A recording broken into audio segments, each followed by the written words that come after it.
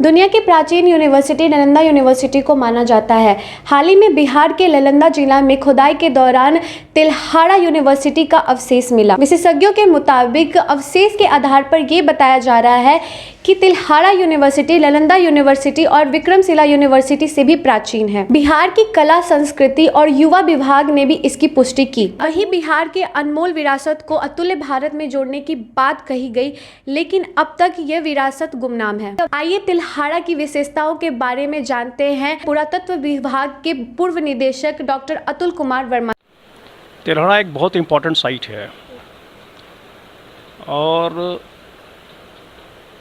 माननीय मुख्यमंत्री के आदेश पर ही वहाँ पर उस खनन का कार्य प्रारंभ किया गया, जो 2009 26 दिसंबर को माननीय मंत्री ने उस स्थल का खुद उद्घाटन किया था। और शायद और संभवतः भारत में पहली बार ऐसा हुआ है कि किसी मुख्यमंत्री द्वारा, राज्य की किसी मुख्यमंत्री के द्वारा किसी पुरातात्विक स्थल का उद्घाटन किया गया है। पूर्व में इस तरह का कोई एग्जाम्पल देखने को नहीं मिला था।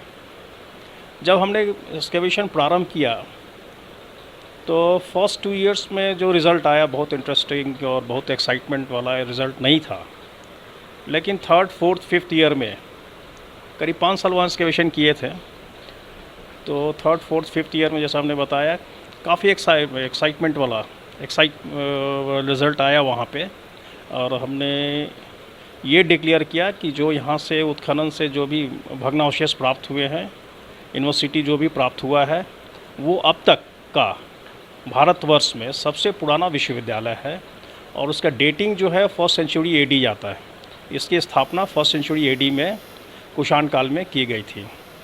इसको डिक्लेयर करने के पहले हमने काफ़ी सीनियर आर्कियोलॉजिस्ट से डिस्कशन किया। चूँकि कुछ भी बोलने के पहले जनरली मेरी आदत है कि जितने अपने सीनियर्स हैं उनसे बात करना, काफ़ी डिस्कशन करने के बाद ये निष्कर्ष पर पहुँचे। और सब ने भी हमें राय दिया कि इसको सबसे अर्लीस्ट यूनिवर्सिटी डिक्लेयर करें। तो हमने बाद में एक स्टेटमेंट दिया था और इसको अब तक का सबसे अर्लीस्ट यूनिवर्सिटी डिक्लेयर किया। और तिल्हाड़ा के संबंध में जैसे लिटरेली सोर्स में बताया जाता है कि यहाँ पर वैनसांग, इत्सिंग, कई चाइनीज़ ट्रेवलर भी आए थे जो अपने ट्रेवलर अकाउंट में तिल्हाड़ा के संबंध में लिखा है। तिल्हाड़ा एक बहुत बड़ा यूनिवर्सिटी था। अब अभी जो एक्सकेवेशन किए थे बहुत लोकलाइज्ड है, छोटा सा एरिया में हमने किया, जहाँ से जैसे ये वैनसांग आए थे उन्होंने रेफरेंस दिया था कि यहाँ पर 3 मंदिर है, वो तीनों मंदिर मिला हमको। वो रेफरेंस देते थे कि बहुत बड़ा प्लेटफॉर्म था जहाँ पे 1000 मॉन्क्स बैठ के पूजा पाठ किया करते थे, वो हमको मिल गया। इत्सिंग लिखते हैं कि इस यूनिवर्सिटी को काफ़ी अच्छी तरह से पूरे कॉपर से और छोटे छोटे बेल से सजाया गया था, वो भी एक्सकेवेशन में मिला।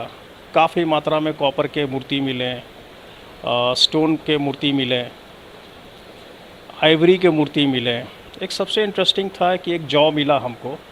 वो जौ जो है उसके टिथ पे, दांत पे पूरा सोना से उसको मढ़ा हुआ है, वो काफ़ी इंटरेस्टिंग है। तो पूना के एक प्रोफेसर आए थे पूरे डेक्कन कॉलेज के, उनसे काफ़ी डिस्कशन हुआ तो वो उसका जांच करके बताएं कि ये कोई 16 साल का बच्चे का है टिथ, लेकिन वो मॉन्क रहा होगा वहाँ पे, इसीलिए इसको मरने के बाद काफ़ी इंपॉर्टेंस दिया गया और उसको टीथ में ड्रिलिंग करके पूरा सोने का दांत के ऊपर एक प्लेट चढ़ाया गया था, जो काफ़ी इंटरेस्टिंग है।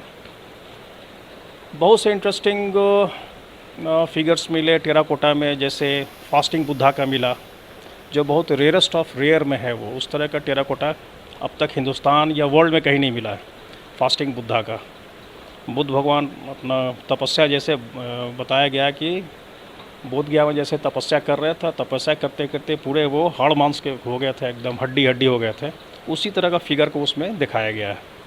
और नीचे एक और लाश को दिखाया गया है। अब उसको क्यों दिखाया गया वो एक स्टडी करने की, काफ़ी रिसर्च करने के बाद उस पर कुछ कंक्लूज़न में पहुँचेंगे। इस तरह का काफ़ी इंटरेस्टिंग यामंतक का मूर्ति मिला हमको, भय तारा का मूर्ति मिला, कई इंटरेस्टिंग मूर्ति मिले हैं जो रेयरेस्ट ऑफ रेयर हैं।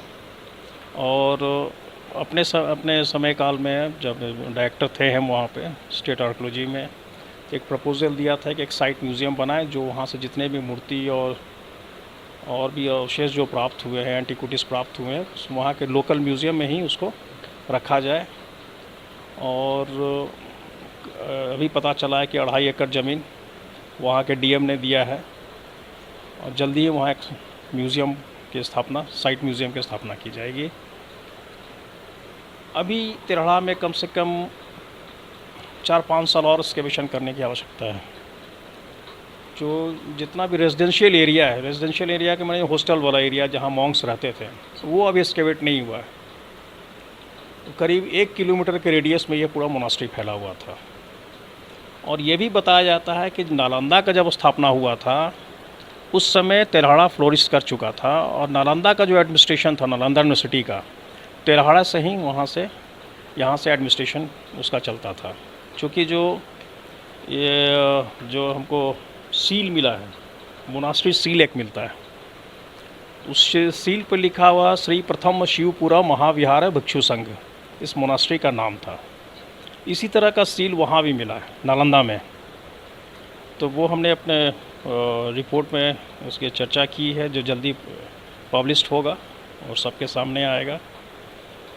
और यहाँ यह भी बताया गया था 3 स्टोरीज़ का बिल्डिंग था, वो भी मिला। और ये तिरहड़ा के पास ही एक मॉस्क मिला है, जो खुदाबख्श लाइब्रेरी के डायरेक्टर हुआ करते थे इम्तियाज़ अहमद।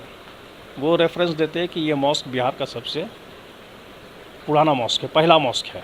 क्योंकि बख्तियार खिलजी जब वो नालंदा को डिस्ट्रॉय करने के लिए आ रहा था तो वो कैंप किया था तिरहड़ा में ही और पूरे मोनास्ट्री को जलाया तिरहड़ा का।